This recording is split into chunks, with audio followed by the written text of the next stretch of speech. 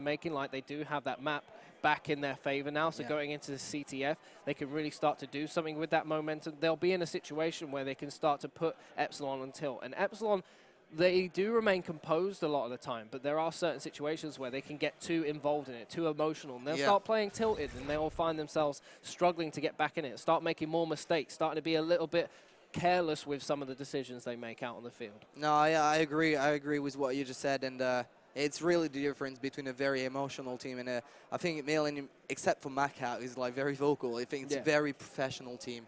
But either way, going into map number 4, it's going to be capture the flag on evac, and the ban and protect is on its way straight away. The flashbang is being banned by Joe, and the kinetic armor by Swanee. We should see the stun coming next from Moose. Overdrive taken away. Yeah, well, that's the usual. We should we're probably going to see the camo as well, and like as I said, stun coming in from Epsilon. This is really the duo. Well, the last CTF me and Bryce casted with Millenium, we saw 3 specialists going: kinetic armor, overdrive, and active camo. The afterburner has been banned out, which seemed to be sort of an Achilles heel for Millenium. It's very in the hard important on this so map. taking it away and making sure that whoever does cap that flag has a real struggle trying to get away from them. There's very little left for these teams to actually get away once they do have a flag. They are going to have to purely rely on a string of good kills and gun skills to get them, to get themselves away with a flag. Yeah, no, absolutely, and it was a very predictable ban and protect phase overall, with you know, the tactics going out, the 3, let's say, most powerful specialists to pull those flags, and then at the end, high caliber and rapid fire that we've seen every time. So just to recap, because we missed the last 2, but no, actually they got it. Congratulations, high caliber and rapid fire. Now to the specialist draft, we've got the sight on for Swanee and Moose. Vision pulse from Rated and Tommy. That's something we've seen a lot used today to pull those flags, and finally it's going to be Judd and Joe with the Heat Wave, whereas Matka chose the Tempest over Reedy using the Annihilator. Well, with the Vision Pulse, there's so many different corners that people can be sitting in their home base. So being able to use that to try and pull a flag is so useful. You don't have to sit there wondering which corner they're in. You've obviously got that 7.5. But you also give away the fact you're pushing. This is true. However, if you can find them, like if you tag someone with that, obviously you know where they're coming from. They've got a general idea for where you might be coming from, but not the specific one. If you've got Vision Pulse, you can see exactly where they are in front of you. You know how to challenge them. You can challenge them. You can obviously get your aim right, your pre-fire on if you need to do that. And you've just got so much more advantage when you're using that Vision Pulse. Yeah, no, I agree. I think it's not as bad as we thought it would be at the start. I was like, okay, we're going to see through walls. Like, we're going to get the indication. But the fact that you give away, people know that they've been seen through Vision Pulse makes it very interesting, because all of a sudden it's like, oh, guys, someone Vision Pulse me. Like, come back. We've got a problem in our base. And especially in CTF, I'm like, okay, it's good. But at the same time, it can also play against you because it removes the surprise factor. Absolutely. So they're just wrapping these creator class edits up. Now, what is it that you think that Millenium need to do here? Because Millenium obviously behind in this series. It's 2-1 right now. Play like they know. Just play the usual. Play the usual. In CTF, they are very disciplined. They're a very professional team, like we spoke about. We saw them play extremely well their previous game in CTF against TCM. So now I expect them just going into that game, Swanee, you know, being just the usual Swanee in defending the flag, and we're probably going to see Judd and Tommy trying to be like the X Factor, you know, go into that opponent's base, sneak a few kills, get that flag, and then you've got a calm ManCave to cover you. Whereas on the other side, Reedy's got to step up, in my opinion. It's going to be evac, capture the flag in this semi-final best of 5 situation. Score limit is unlimited, time limit of 5 minutes per half, and a respawn delay of 7.5 seconds. Millenium find themselves 2-1 down in the series against Epsilon. The winner of this will go on to take Infused in the final, who beat Splice 3-0. You got any bets on who you think will be facing up against Infused? I'm sorry to the Epsilon fans. I've got to go with Millenium. You think Millenium will do the turn it around? I don't see them losing. It's just like, it's one of these teams, no matter what situation they're in, they've got so much experience, they've got so much talent inside the team that I don't see them losing. And like we said, they're going to play each other Tuesday, and it's going to be a very important game for Millenium if they want to be in the first place of the Call of Duty World League regular schedule for the Pro Division. Well, we're getting underway. Tommy has started pushing through the middle. Joe's gone a mission to get around the back. I think Tommy just heard him on the wall run. We saw all the players on the minimap just like literally turning around as Joe went through the middle. So very, very, very cautious plays out of Millenium. Really trying to get the better of Swanee, but not going to happen on that occasion. Tommy is doing work inside the base. They have started to get the kills down, and the respawn is coming out. Obviously, Joe holding that spawn. They are going to spawn on the helipad as Marcat comes and pushes through the kitchen. He has caught someone out in that back building, and the spawn does not go kindly in Millennium's favor, and they are caught in the back as they start to spawn out, and here comes Swanee. I liked what they did until they start pushing both sides at the same time, which made the spawns be random and not predictable, and that's why they got killed in the back. However, Epsilon thought they were okay. They had killed all the attackers, but for once, Swanee wasn't defending the flag. He was attacking. He's got 4 kills, and now he's got the flag. He's going to try to get away with it. However, it's going to be stopped by Rated. There's one more player to pick it up. It's going to be Tommy. He's got 3 players around him. It's going to be difficult. He's going to be caught. And the jump up from the cliff does not go in his favor, and Tommy's going to get that home and dry. Wow. That's going to be 1-0 quickly to Millennium, and that's what we needed to see from these guys on Millennium. We always say how passive Swanee plays Call of Duty, and that was but he's really getting aggressive now. That was really the surprise. I think Epsilon were like, okay, we killed Tommy, Jerd, and Marcat in our base. Surely Swanee is in his base. No, he wasn't. Picks up 4 kills, gets that flag, gets away with it, and then Tommy just here to trade. And really good plays out of Millennium. Very patient play. You know, like I said, very professional, very disciplined, and you could see it through the push. I love the mind games that Millennium seem to play at times. They really do switch up their tactics to kind of have that opportunity. Like we saw them in the first game against TCM, where they were so passive. They really didn't want to give it much in the CTF, and they bided their time, and when they had the perfect opportunity, they went for it. This time, right off the break, they go aggressive and hit them with everything they've got, and Swanee comes in, makes some clutch kills. They push them right back in the spawn, picked up the flag, and managed to run it home. And you were talking about mind game, and sorry about the laughing, but like, literally, as you said that, the 4 Millennium players on the minimap, you could see them sitting in the back of the map and not moving the slightest, just waiting for Epsilon to come in. And you know, when you go towards the team and they're so defensive because they know that they're in the lead, it's so frustrating, and that's going to get into Epsilon's head. They have got a very strong side to sit and do what they please. Obviously, this map plays out very much like free filters, and they're only going to come from so many directions, and if you can cut them out, you can easily defend the flag for as long as you possibly need to. 1-0 here. The vision pulse does come in. They're going to know Marcat's there. Ray destroys him on that head glitch. He had to use it to defend. That's to tell you how much pressure Marcat just put onto the Epsilon lineup. Rated was so afraid that the Millennium could get a flag out of this Marcat pushing that he used his vision pulse that usually you would see used to pull the flag. However, now Epsilon putting the pressure on. Swanee is still alive. He's on his 3 kill streak, finally going to drop, and now Moose is in a good situation to pull the flag, but he's got 1 more kill to make. There's going to be a kill going down. Moose has still got the flag. Marcat shuts him down.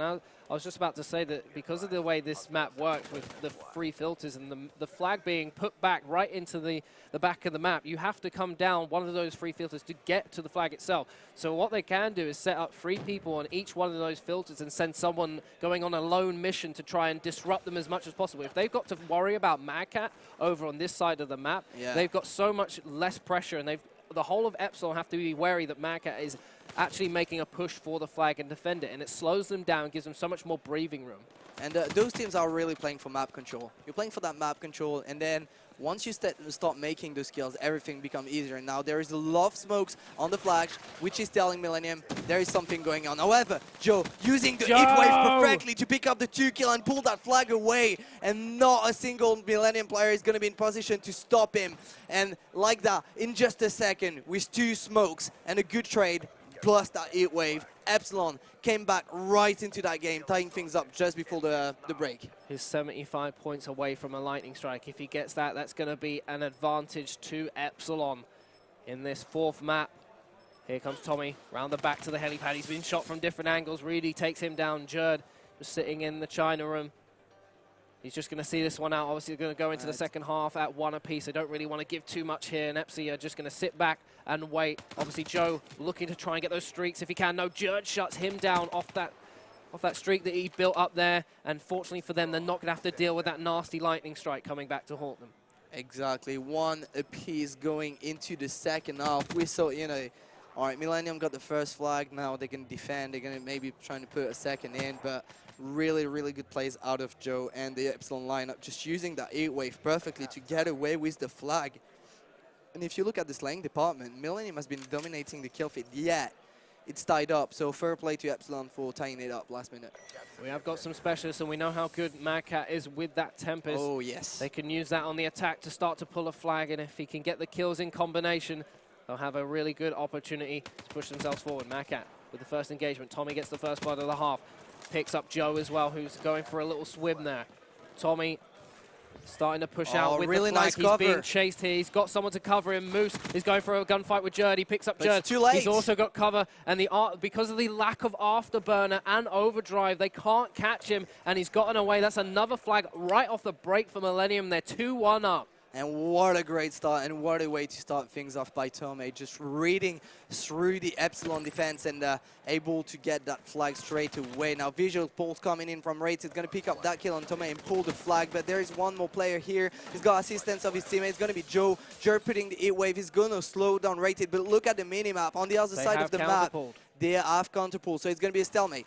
I was going to say in that situation, Tommy could have counteracted that by using his own vision pulse and defended the situation for himself. At least have a fighting chance to kill one of them and level the playing field. MadCat takes out Joe, and now we have a massive stalemate here. Yeah, Joe was just staying here, hoping that they wouldn't remember it was a round, but they did, and they just made sure they would kill Joe before running that flag back home. So very, very cautious play out of Millenium. Now, it's going to be a 2-1 situation in favor of Millenium, and if you're Millenium, you want to retain that flag, because if you don't, then you're going to be in trouble, because first, things are tied up. But what we often see on this stalemate situation, when the flags get a return, there is a relay very often.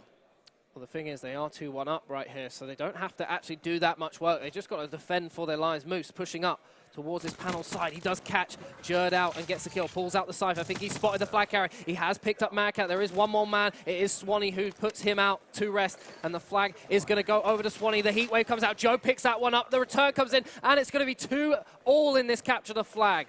And it's been twice that Joe has used that 8-wave to score a flag, basically. So you see the decision-making out of Joe using that 8-wave has been perfect so far, and has been crucial in Epsilon to stay alive in that game, because really Millenium has been playing really great. They've pulled out 2 very nice flags with they built it. They built the action. They built that attack. Whereas Epsilon has been kind of a heat wave in clutch basically.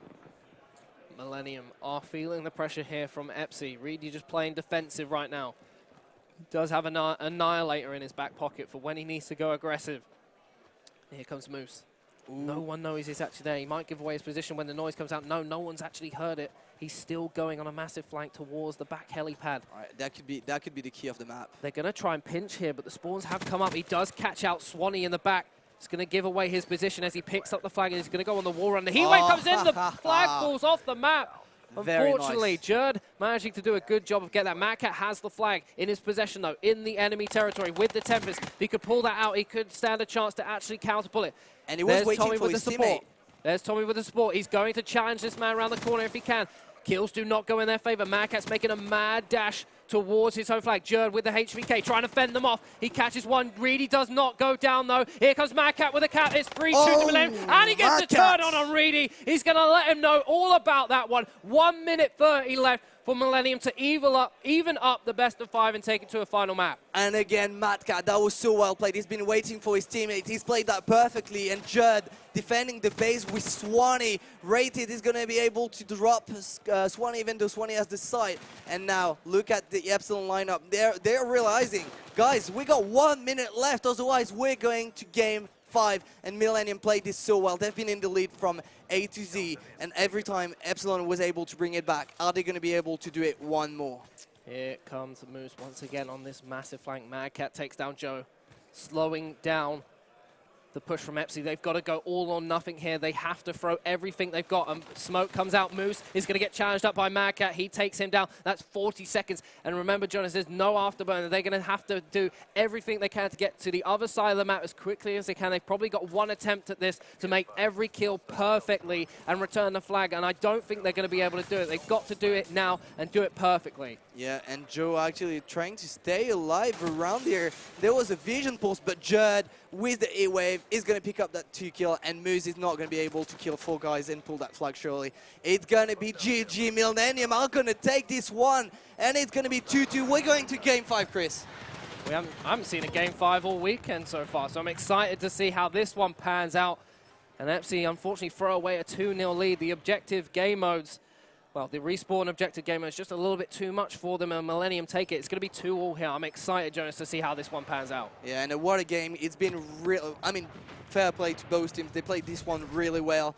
It's been clutching again and again. We've seen both teams playing it so smart time and time again, whether it was the way they've played the stalemate, the well they pushed the flag, and the way they've tried to defend. So really, really interesting map. Hasn't been as passive as we sometimes see on evac. So great game to watch, and we got a really good game on our hands, Chris. Absolutely. Madcat 21-8, top fragging in the lobby for his team. Incredible plays. That one flag cat by himself pretty much to bring it home.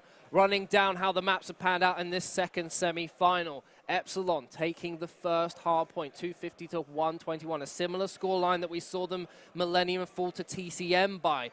They then took the search and destroy and looked very close at one point. I think it got up to a 4-3 at one stage. It ended up being 6-4 to Epsilon with some great plays.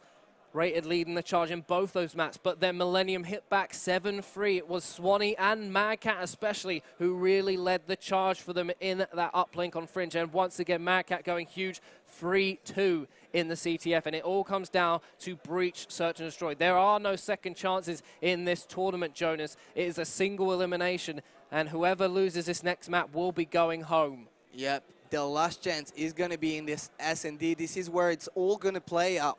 Who is going to reach the finals against Infuse? Is it going to be the second of the Call of Duty World Ranking, Millenium, or the third, Epsilon? Maybe in favor of Epsilon. I mean, after all, they won the first S&D. They are known as one of the best teams in Europe. Rady and Reeted really known for all their skills in S&D. But once again, I don't think any of those stats matter when you're going up against the team of Millenium, who have so much experience in playing in those Game 5. I think this experience is going to come into play. I think it would be well deserved by Epsilon if they manage to take this from Millenium. You look at the bracket right now, and the teams they've come up against, Vitality, another pro CWL team they managed to take down. They also took down Exertus, which I know was a very hard game for them to overcome and win that one. Millenium, on contrast, have had Enraged and TCM. Maybe not teams on the same caliber, but still very respectable teams in their own rights. And Infused have had LDLC, another CWL team, and Rampage Tempo, who has been a bit of a crowd favorite to start to make their presence known and get a chance at Season 2. And Infused await the winner of this final map in the grand final of the EGL Open London 2016. Yeah, and you know, it was predictable that this game was going to be this close. We called it with Stan when we were casting the previous semi-final. We're like, you know what? We're watching Infuse against Splice. We want to watch Millenium against Epsilon because we know it's going to be close, but we know that this game's going to be longer, so we get to catch the end. And you can see on your screen the lineup of Millenium. Such a great lineup with so much experience. Tomei, nicknamed Game Changer. Swanee, one of the most popular UK players in the world. And finally, Madcat and Judd. King Judd, he does what he wants. And he's definitely been... He's quite discreet in the game, but there are some kills that he makes. There are some decisions that he makes, like that E-Wave when the flag was pulled.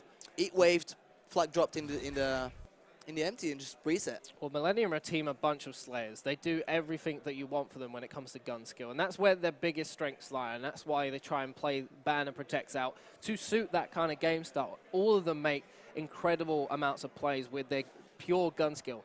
If you could shut them out, though, like Epsilon have done in the hard point and the search and destroy, it is a massive hindrance for them. If they can't make those clutch plays, it's very much a struggle for them. And we know that Epsilon praise their own search and destroy gameplay. They know how good they are at search and destroy. And this comes into a map Search and Destroy and Breach, where they're probably feeling very confident.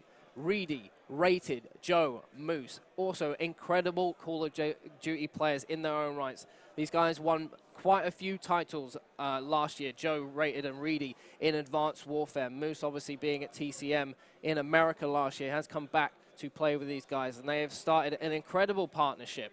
Obviously not having the greatest of starts at the start of the CWL, but have really come into their own and are making teams very scared when they come up against them. No, absolutely. And coming into that semi-final against Millenium, you know, some people were like, you know what, Epsilon could take it. After all, they're third in the ranking, Millenium is second, and I think they've got, like, they really want to prove a point today, Epsilon, and so do Millenium, because they've been losing some games online, and they were upset about it, and they want to come to this event and show that they're still the strongest team on LAN.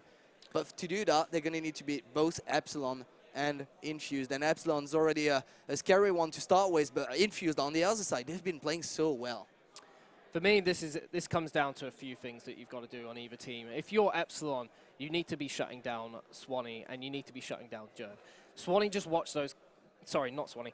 You need to shut down MadCat. MadCat, his AR is so aggressive, and he can do so many things when he is pushed forward. So far. He picks people off from the most ridiculous places with his aggression. Jerd as well, he flies in there, and King Jerd, he does what he wants. If you can shut those two guys out on Search and Destroy, they're very, very vulnerable to having rounds taken away from them. On the opposite side, for Epsilon, if you can shut down Reedy Sniper, he's been praised for how well he does with a sniper. He's so good at being able to make picks. He's probably going to get banned. If you can take away a player right off the bat from the other team, you've got so much to work with. You've got so much advantage going for yourself. If you can shut down those picks from Reedy, you have yourself in a position that is great.